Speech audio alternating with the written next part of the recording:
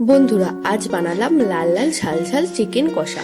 Chicken কষা বানানোর জন্য প্রথমে পেঁয়াজ, আদা, রসুন, লঙ্কা, আলু কেটে ধুয়ে নিলাম। তারপর মিক্সিতে মশলাগুলি করে নিলাম।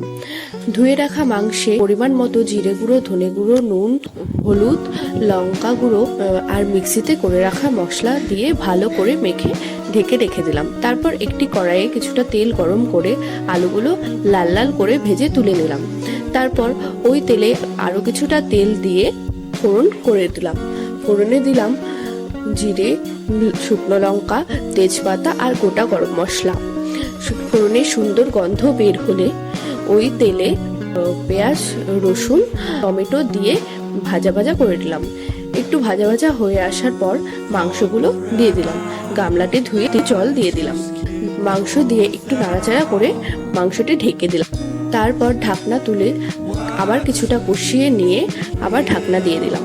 ভালো মতো মাংস কষানোর পর আলুগুলো দিয়ে নাড়াচাড়া করে পরিমাণ মতো জল দিয়ে আবার ঢেকে দিলাম।